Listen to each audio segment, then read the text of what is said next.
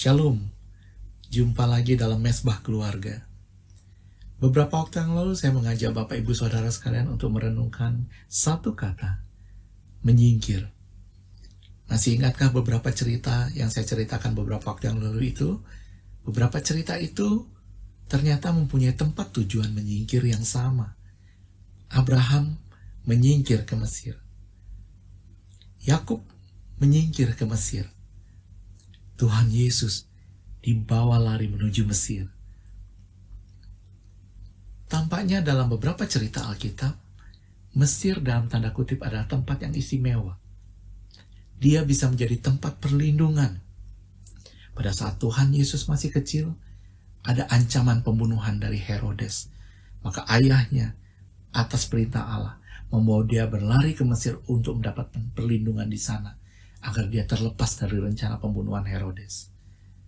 Abraham, ketika ia mengalami bencana kelaparan di area tanah perjanjian, dia menyingkir ke Mesir untuk mendapat pertolongan di sana. Dan tampaknya Mesir adalah tempat pertolongan bagi bangsa Israel. Yakub pun demikian.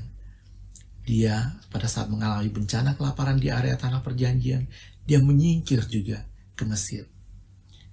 Tapi kalau kita perhatikan baik-baik, Allah tidak pernah merencanakan, merancangkan anak-anak umat pilihannya untuk menetap di Mesir. Tuhan Yesus harus kembali lagi ke Israel untuk memenuhi tanggung jawabnya, untuk memenuhi kewajibannya berkorban bagi kita semua untuk menyelamatkan kita.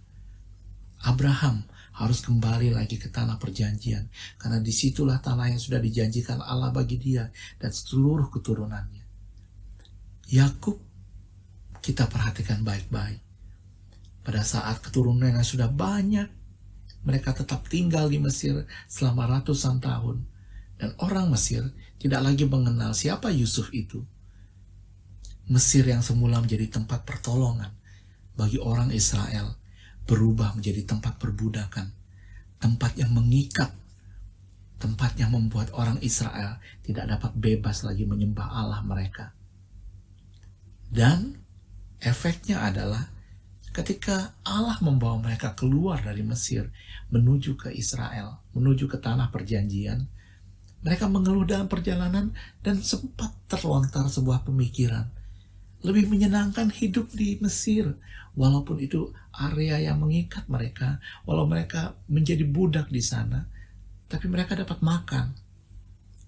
Mereka tidak dapat lagi melihat tujuan Allah memanggil mereka. Bapak Ibu Saudara sekalian, kita adalah umat pilihan Allah, dan bagi kita sudah disediakan tanah perjanjian di mana Dia memberkati kita. Tapi seringkali kehidupan ini membuat kita melenceng dari tempat perjanjian itu ke area Mesir kita masing-masing. Jika saya bertanya di manakah posisi kita pada saat ini secara rohani? Apakah di tanah perjanjian yang sudah dijanjikan Allah? Apakah kita hidup dalam janji-janji Allah? Ataukah kita sedang berada di luarnya? Jika sedang berada di luarnya, kembalilah. Allah menghendaki engkau untuk kembali ke tanah perjanjian yang sudah disediakan Allah.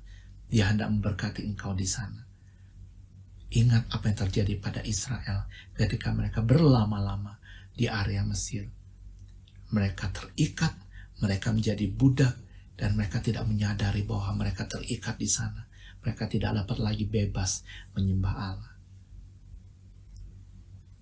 Engkau anak-anak perjanjian. Engkau adalah umat pilihan Allah. Hiduplah di dalam janji-janjinya.